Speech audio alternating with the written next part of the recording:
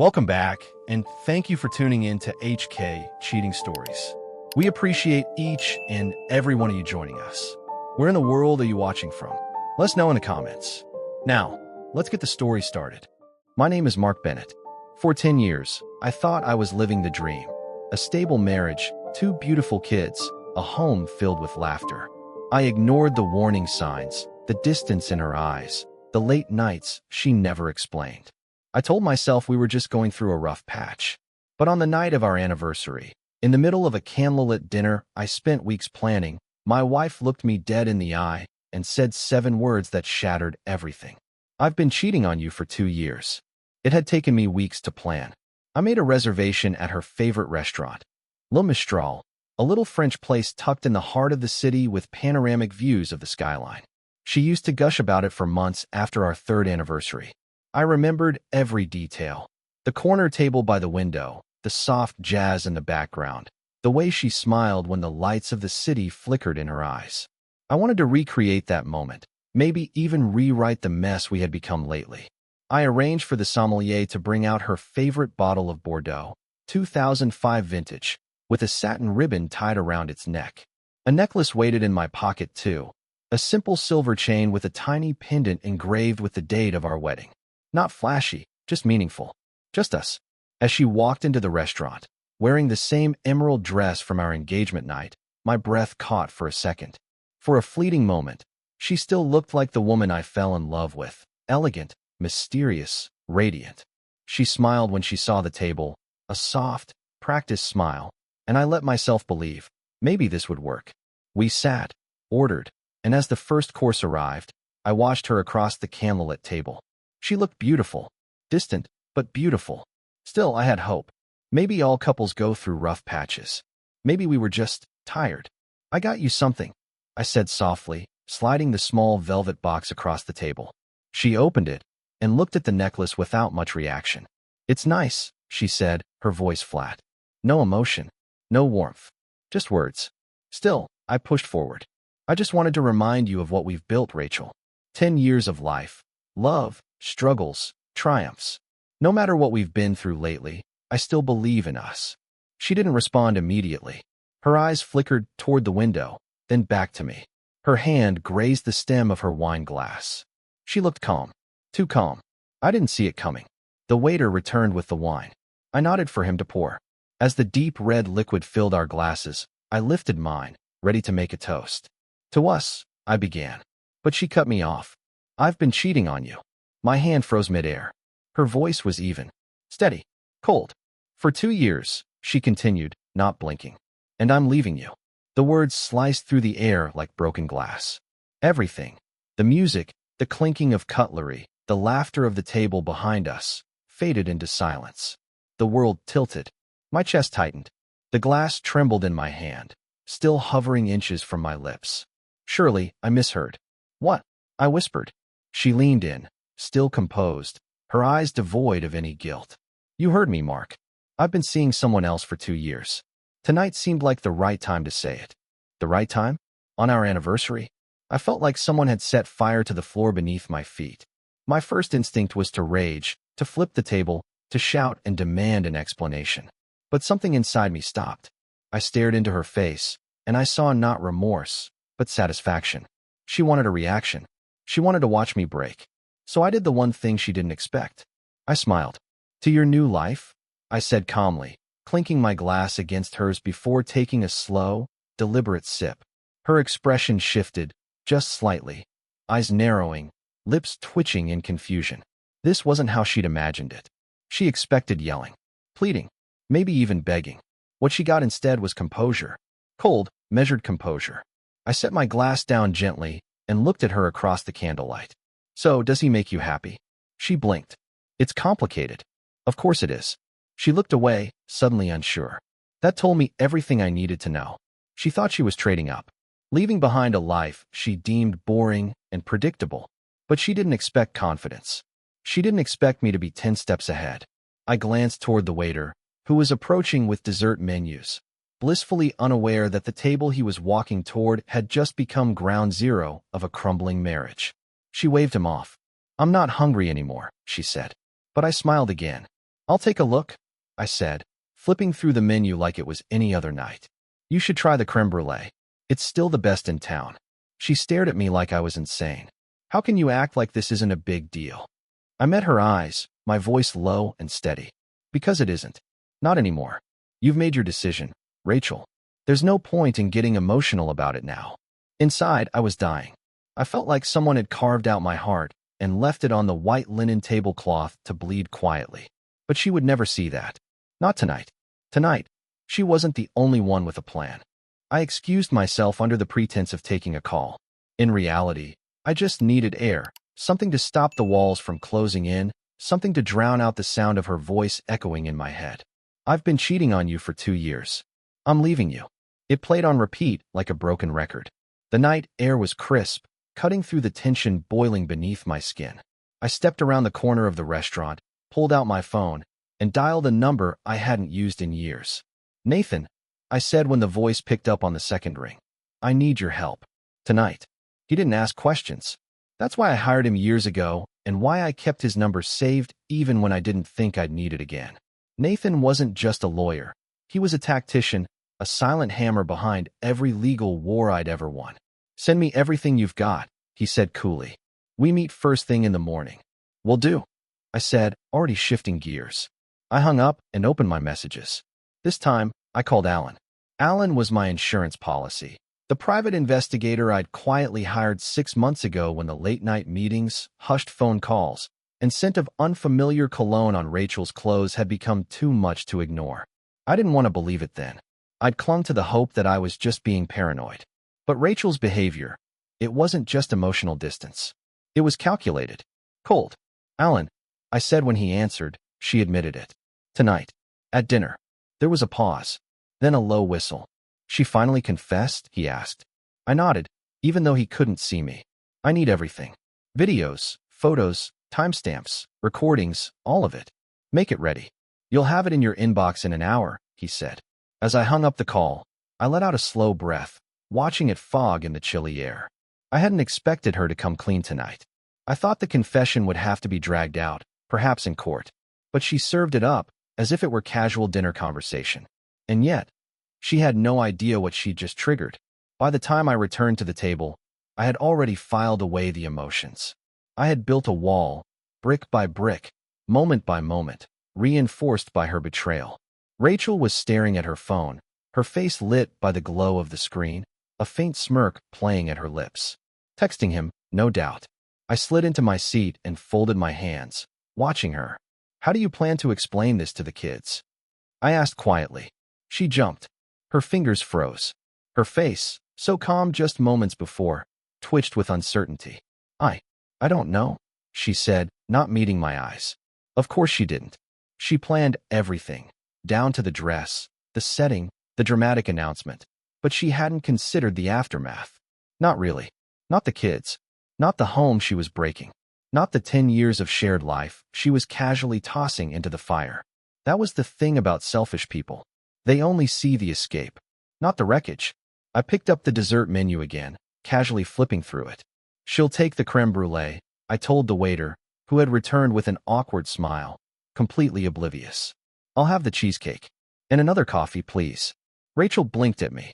I said I wasn't hungry. You should eat, I said, voice neutral. Long night ahead. She glared at me. Why are you acting like this isn't a big deal? I set the menu down slowly and met her eyes. Because it's not the betrayal that stings anymore. It's the realization that I wasted 10 years on someone who didn't have the courage to be honest with me until she was already halfway out the door. She opened her mouth, then closed it. The cracks in her facade were widening. I could see it, the twitch in her jaw, the way her shoulders tensed, the way her fingers gripped her napkin like a lifeline. You don't need to make this harder than it already is, she snapped. Harder for who? I asked, tilting my head. You? Her silence told me everything. She thought she was doing the brave thing, the right thing, by confessing. She didn't expect resistance. She expected to be applauded for her honesty, even if it came 2 years too late. The coffee arrived, and I sipped it slowly. The bitterness matched the taste in my mouth perfectly. I let my mind drift, just for a moment, to the months leading up to tonight. I remembered the lies, the gaslighting, the way she'd flinch when I reached for her hand.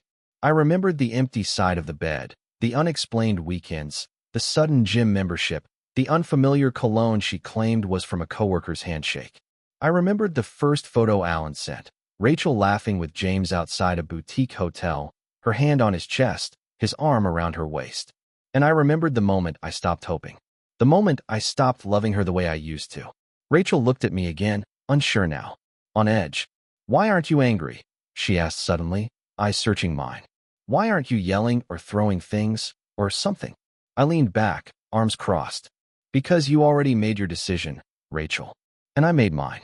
I'm not going to give you a meltdown to justify what you did. You don't get to be the victim here." She opened her mouth again, but nothing came out. She didn't know what to do with a version of me that wasn't broken. She didn't expect this quiet, controlled fury, this surgical response. She thought I'd shatter. But the truth was, I shattered months ago. And now, I was rebuilding. Without her. Rachel stirred her coffee without touching it. The spoon clinked against the porcelain cup with an uneven rhythm, her eyes glued to the swirling liquid like it might offer her some kind of answer. I said nothing. I didn't need to. The silence between us was doing all the talking. She had delivered her little speech, declared her betrayal, expected an explosion. Instead, she got calculation, precision. I had stayed quiet for months, letting her lie, letting her cheat, all while I gathered every piece of evidence I needed. She thought she had the upper hand. She thought wrong. The front door of the restaurant chimed, soft, almost polite. But to me, it rang like the opening bell of a war that had been a long time coming. I didn't look toward the entrance. I didn't need to. I'd planned every beat of this moment down to the second. I kept my eyes on Rachel, watching the color drain from her face like someone had pulled a plug and let the blood rush out. Her body stiffened, hands frozen on the spoon, as she slowly turned toward the door. There he was, James Carter. Tall, clean-cut, smug in that way men get when they think they've stolen something that doesn't belong to them. Rachel's mouth fell open, and for once, she had nothing to say. I sipped my coffee and set the cup down slowly. "You're not leaving just yet," I said, my voice calm but laced with steel. Her head whipped around to me, eyes wide with panic. "What did you do?" she whispered, voice trembling. I didn't answer. I didn't have to. I just gestured subtly toward the man now scanning the restaurant, his brows furrowed in confusion. He was looking for her, his secret, his stolen lover. "After all," I said, my tone light, "you've been seeing him for 2 years. It only seems fair I finally get to meet him." Rachel's lips moved, but no sound came out. Her hands clutched the edge of the table, knuckles white. She looked like she wanted to melt into the floor, vanish into the velvet chair cushions, or disappear entirely. But there was no escape. James spotted us. He hesitated at first, blinking as if he wasn't sure he was seeing what he thought he was seeing. Then he approached, trying to play it cool. But I saw the flicker of nervous energy in his eyes. He had no idea what he was walking into. "David," I said, standing and offering my hand, using the fake name Rachel had used to save him in her phone. "Glad you could make it." He hesitated, glanced at Rachel, then shook my hand reluctantly. His confusion was obvious. I wasn't expecting this. Neither was I. I replied, gesturing for him to sit. "But life's full of surprises, isn't it?" Rachel remained frozen, her eyes darting between the two of us like a trapped animal. "This is unnecessary, Mark," she hissed, her voice sharp, low. "Let's not do this here." But I ignored her. I turned my attention to the man who had played a part in dismantling my marriage. "So," I said, pouring him a glass of wine, "you're the guy who's been sleeping with my wife. How's that been going for you?" He choked slightly, color rising to his face. "I think there's been a misunderstanding." I set the bottle down harder than I needed to, the thud making Rachel flinch. "There's no misunderstanding. I know everything. The late-night hotel check-ins, the weekend getaways, the little lies about yoga retreats and work stress. You didn't just steal time from me, James. You helped destroy a family." James looked at Rachel, confusion giving way to something sharper. "You said you were going to tell him," he said, his voice strained. Rachel shook her head, her lips pressed tight. "This isn't the time." "On the contrary," I cut in, leaning back in my chair. "It's the perfect time. The perfect place." The waiter returned, tray in hand, ready to deliver our untouched desserts. He stopped abruptly, sensing the tension, then slowly backed away. I smiled politely at his retreating figure. We'll let you know if we need anything. James stared at the glass in front of him like it held all the answers. He finally looked back at Rachel. You told me this started 6 months ago, he said, voice quiet. I turned toward her, raising my eyebrows. 6 months, huh? Rachel's eyes widened. I didn't want to overwhelm you, she muttered, her defenses unraveling. You've been lying to both of us, James said, now visibly angry. 2 years? You said. Welcome to my world, I said, lifting my glass in a mock toast. Rachel looked between us, panicked and unraveling fast. James stood abruptly. I need some air, he muttered, pushing his chair back so hard it scraped against the floor. He walked out without another word. Rachel turned to me, her eyes burning. What the hell is wrong with you? I met her gaze, calm as ever. Me? I'm not the one who spent 2 years lying and sneaking around. I'm just cleaning up the mess you made. She stared at me like she didn't recognize the man across from her. And in a way, she didn't. The mark she betrayed was gone. The man sitting here now? He was just getting started. I watched James push open the restaurant doors, his figure disappearing into the cool night, his shoulders hunched and his steps uneven. He wasn't just leaving the restaurant. He was walking away from the fantasy Rachel had sold him. The perfect escape, the passionate affair, the clean break. Now, that illusion was shattered. And Rachel, well, she was still sitting across from me, her face pale, her composure unraveling by the second. You're enjoying this, she spat, her voice low, venomous. I didn't respond right away. I just stared at her. The woman I'd shared 10 years, 2 children, and 1,000 dreams with, now reduced to defensive glares and trembling fingers. Her jaw was tight, her lipstick slightly smudged. Her eyes darted toward the door like she might chase after him. But she didn't move. Enjoying it. I finally said, No, Rachel, I'm not enjoying any of this. I'd have given anything to not be sitting here tonight, to not know what I know. But you took that choice away from me. She looked like she wanted to scream, to flip the table, to claw her way back into control. But she didn't. She just sat there, seething, helpless, the cracks in her armor spreading wider with each passing second. I flagged the waiter, who approached cautiously, eyes flickering between us like he was walking into a hostage situation. Could we get the check, please? I asked politely. Rachel turned to him, eyes wild. Actually, it's on me, I said firmly, cutting her off. Wouldn't want you paying for the anniversary dinner you used to announce your affair. The waiter nodded quickly and scurried away. You don't have to act like this, she said, her voice shaking. So magnanimous. I laughed under my breath. Magnanimous, I repeated, tasting the word. That's a big word for someone who just dropped a 2-year betrayal like it was a casual side note. She flinched. Good. The check came, and I signed it quickly. As I slid the pen across the table, I looked up at her one last time. You've given me a lot to think about tonight, I said evenly. I just hope, for your sake, he was worth it. Her lips parted slightly, maybe to respond, maybe to stop me, but I didn't wait. I stood, slipped on my jacket, and walked toward the door. The air outside hit me like a baptism. Cold, clean, unforgiving. I leaned against the railing just outside the restaurant, watching the city lights flicker in the distance. People passed by on the sidewalk, laughing, unaware that just a few feet away, a decade-long marriage had collapsed into dust. A few minutes later, I saw James pacing across the street, his phone in one hand, his other raking through his hair. He looked like he'd aged 10 years in the last 30 minutes. I walked over, slow and deliberate. You all right there, James? I asked casually. He stopped pacing and turned to me, jaw clenched. What are you playing at? He snapped. Why would you set all this up? Set it up? I echoed. I didn't set anything up. I just thought it was time we all had an honest conversation. You know, clear the air. Clear the air, he repeated, incredulous. You humiliated us. I raised an eyebrow. Humiliated? You've been sleeping with my wife for 2 years, James. If anyone deserves to feel humiliated tonight, it's you too. He opened his mouth to respond, but couldn't find the words. He knew I was right. The restaurant doors slammed open behind us, and Rachel stormed out like a woman on fire. Her heels clicked furiously against the pavement. James, let's go, she barked, grabbing his arm. He shook her off and stepped back. No, I want to hear what else he has to say. Her expression faltered. I saw it. The panic, the disbelief, the fear.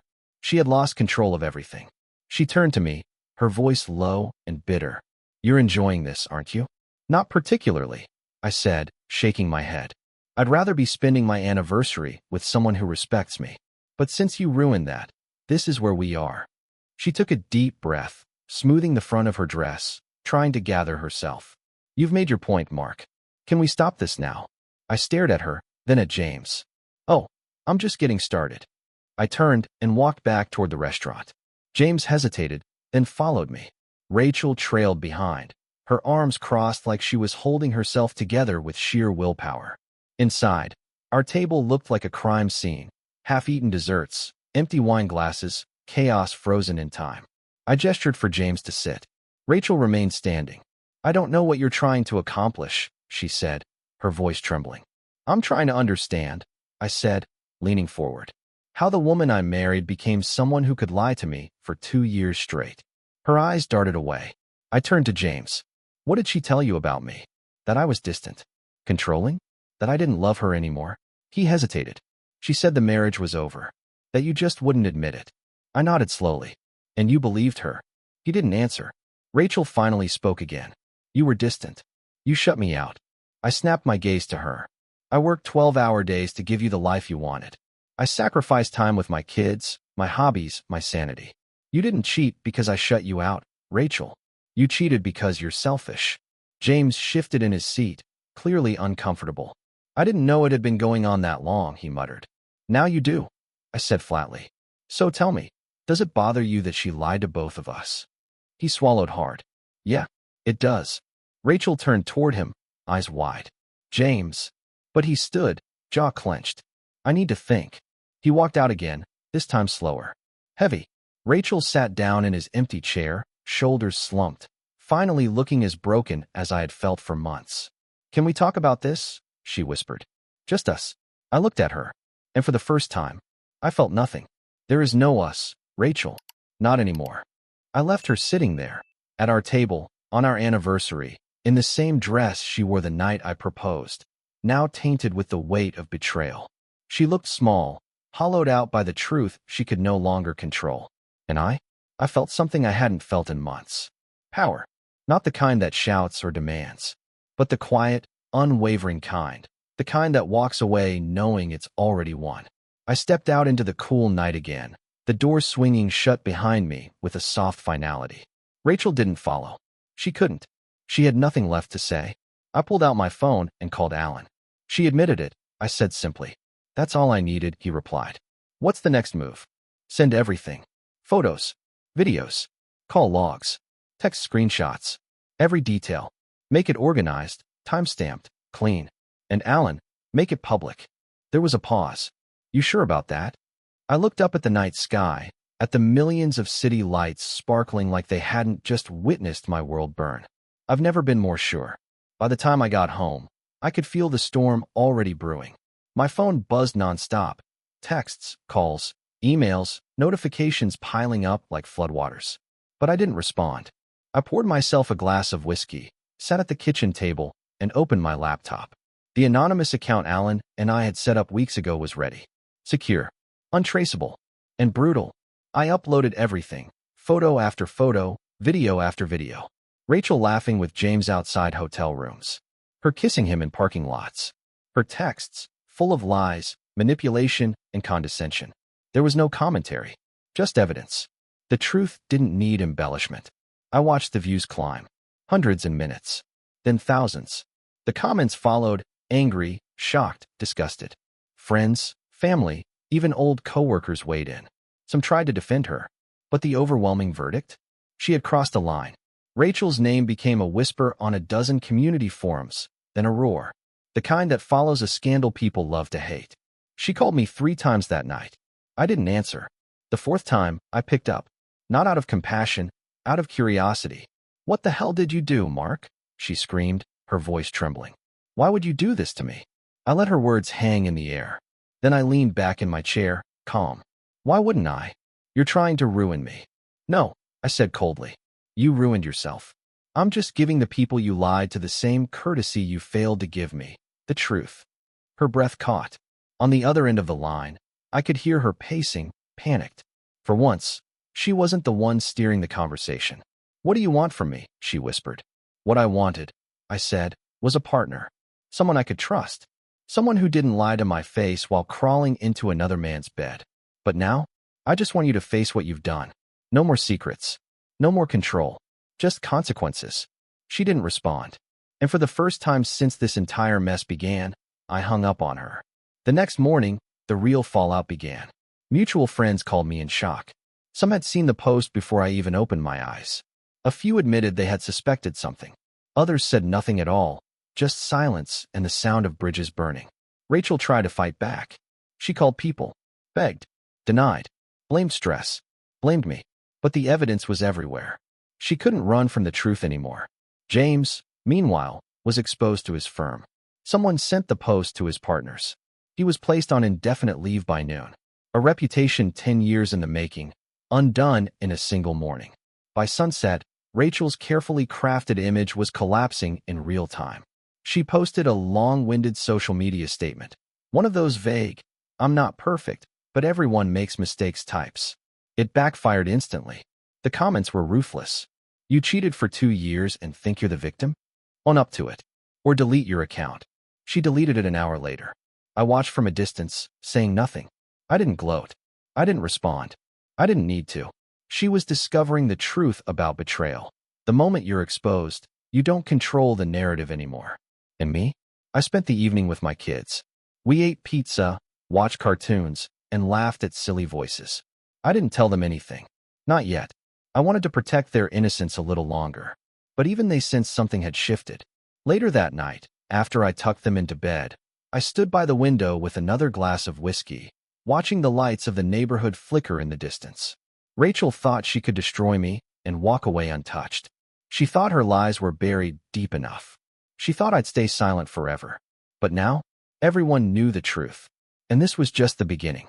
By the time the weekend rolled around, Rachel's world had all but imploded. She stopped calling, at least for a while. I assumed she was busy trying to salvage what she could, her reputation, her job, maybe even the scraps of sympathy from the few people still willing to hear her out. But the truth doesn't leave much room for spin. I heard through a friend that her boss at the marketing firm pulled her into an emergency meeting. Apparently, the scandal had reached the upper floors. Once they saw the photos and screenshots, her name plastered across forums and anonymous tip lines, there wasn't much to debate. She was let go that afternoon. It didn't end with her. James got hit just as hard. His law firm, the one he'd bragged about to her in all those cringeworthy texts, couldn't risk the PR fallout. Infidelity? Public exposure? Legal documents tied to a marital scandal? They issued a statement calling the situation regrettable and placed him on unpaid leave indefinitely. His spotless reputation? Gone. Just like hers. Funny how quickly people run when the mask falls off. I didn't celebrate. I didn't cheer. But I'd be lying if I said I didn't feel a grim sort of justice in watching the consequences unfold. And then, a few nights later, she showed up. It was late. The house was quiet. The kids were asleep upstairs. I'd just finished responding to some client emails when the doorbell rang. I opened it, and there she was, Rachel. She looked nothing like the woman who had sat across from me at that anniversary dinner. Her makeup was smudged, eyes red and puffy, hair unbrushed and tangled. She looked like someone who hadn't slept in days. "Can we talk?" she asked, her voice shaking. I stepped into the doorway, blocking her from coming inside. "There's nothing to talk about." "Please, Mark," she whispered, clutching the strap of her purse like it was holding her together. "I'll do anything to fix this. I'll cut him off. I'll go to therapy. I'll quit my job, if that's what it takes. Just don't give up on us." I stared at her, at the desperation, at the brokenness, and I felt nothing. There was a time I would have begged for this moment, when I would have welcomed it, when I would have believed her. But that time had died quietly somewhere between the first lie and the last hotel receipt. "There is no us, Rachel," I said. "You ended at the moment you decided I wasn't enough." Her face crumpled. She tried to speak, but her mouth just opened and closed. Then she turned and walked away, slowly, like someone dragging the weight of her own guilt behind her. I didn't stop her. I didn't call out. I closed the door and locked it. The next few days were chaotic for her. I didn't have to dig for updates. People brought them to me like offerings. Mutual friends cut ties. Her closest confidants ghosted her. Even her sister, Natalie, called me in tears. I don't know what to say, she confessed. I never imagined she was capable of this. I nodded slowly, phone pressed to my ear.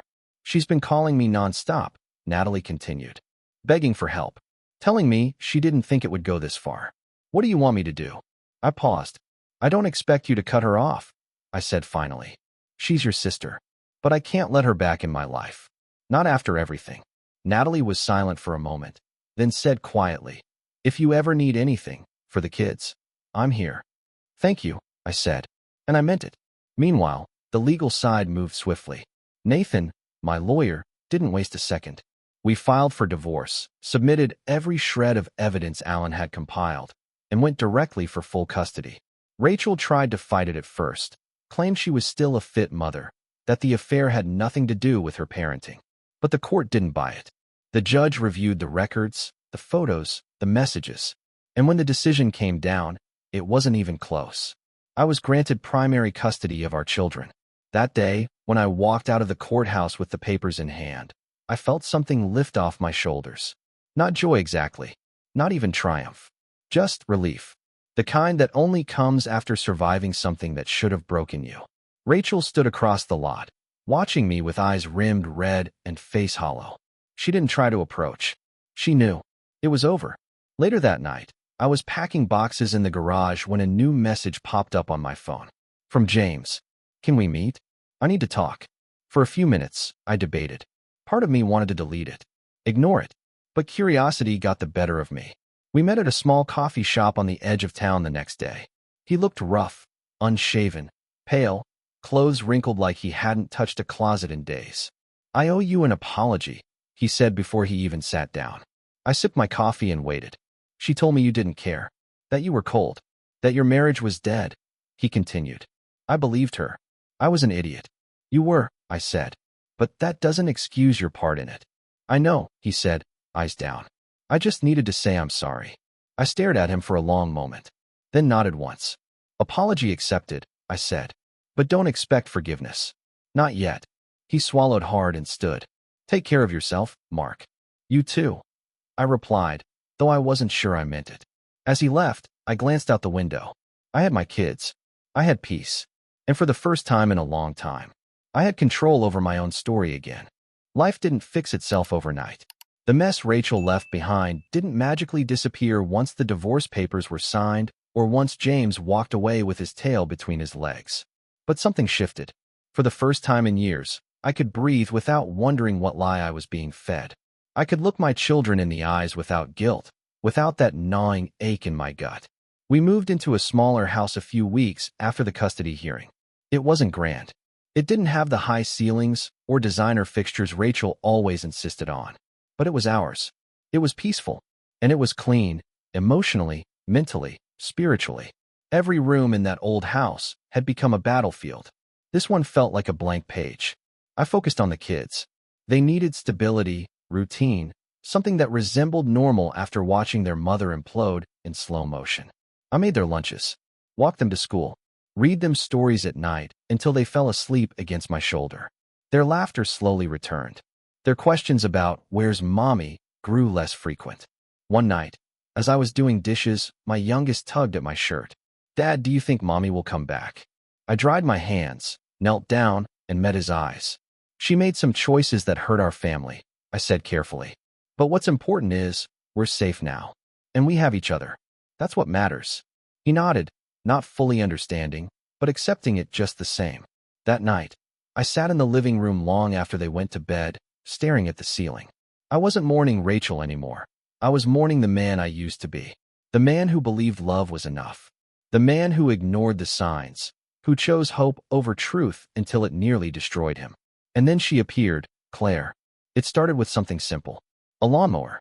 I was struggling to get the old thing running one Saturday morning, cursing under my breath in the front yard, when she walked over from next door with a smile and a wrench. "Need a hand?" she asked, tying her hair back. "I need divine intervention," I muttered, stepping aside. She fiddled with a few things, gave the cord one hard pull, and the engine roared to life. "You've just got to show it who's boss," she said, laughing. That was Claire. Warm, practical, effortlessly kind. The kind of person who didn't need to fill every silence. She let the quiet exist without making it awkward. She started showing up more after that, first with tools, then with cookies, then with a casserole dish the kids devoured in minutes. I was cautious, guarded. I had no intention of letting another woman walk through my life like a tornado again. But Claire never asked for anything. She just gave time, kindness, space. Over the next few months, she became part of our rhythm. She helped my daughter with a school project, taught my son how to bake chocolate chip cookies. And when she found me one night sketching furniture designs in a worn notebook, she said something that stopped me cold. You should build again. You're good at it. I had forgotten that part of myself, the craftsman, the builder. I hadn't touched a saw or sander in years. But her words stirred something inside me I didn't know was still alive. So I did. I started in the garage, small things at first. A bench, a nightstand, a toy chest for the kids. The sound of sandpaper, the smell of fresh wood, it became therapy. A place where I wasn't a divorced man or a betrayed husband. I was just me. Claire noticed. She always noticed. You should sell these, she said one evening, running her hand across the smooth edge of a cedar table I'd built. I laughed. And compete with IKEA? You're better than mass-produced nonsense, she replied. Let me help. I can build you a website. And she did. Within 2 months, I had local orders, custom requests, clients who appreciated the time, the effort, the passion in every piece. Claire handled the logistics, social media, marketing, client emails, while I lost myself in the work. We didn't talk about us right away. There were no labels, no promises. Just two people slowly leaning into each other's gravity. But the kids? They adored her. One night at dinner, my daughter looked up with spaghetti sauce on her cheek and asked, Claire, are you going to marry Daddy? The room froze. Claire blushed. I choked on my water. But she smiled and answered gently, That's something your dad and I would talk about. But no matter what, I'll always be here for you. Later, after the kids were in bed, I turned to her on the porch. They love you, you know, I said quietly. She looked at me, her eyes soft and steady. And so do I. It wasn't a grand declaration. No music swelled. No fireworks lit up the sky. But it was real. It was healing. And for the first time in years, I wasn't looking over my shoulder, waiting for the next betrayal. I was looking forward. Claire didn't just help me rebuild my life. She reminded me I was still worthy of something beautiful. And this time, I wasn't going to let it slip away. 5 years. That's how long it's been since the dinner that shattered my world. It feels like another lifetime now, one I barely recognize. But the scars are still there, subtle reminders of the man I used to be and everything I had to walk through to become who I am now. The house is alive these days, full of noise, full of warmth. Claire, now my wife, was in the kitchen this morning, baking cookies with the kids. Their laughter spilled down the hallway and pulled me away from my workbench in the garage. I paused mid-sanding, just to listen. That sound, pure, joyful, untainted by lies, was all the reminder I needed that I made the right choices. I glanced down at the coffee table I'd been building for a client. Walnut finish, clean lines, honest craftsmanship, just like the life I had now, real, simple, solid. Claire stepped into the garage with a tray in one hand, flour dusting her cheeks. She grinned. Want a taste test? I took a bite, nodded with approval, and wiped my hands. Perfect. Just like everything else you do, I said. She laughed, rolling her eyes. But I meant it. I don't take her for granted. Not for a second. Not after everything. And then, because life always knows how to test your peace, the phone rang. It was an unknown number. I answered out of habit. My gut told me who it was before I even heard the voice. Mark, it's me. Rachel.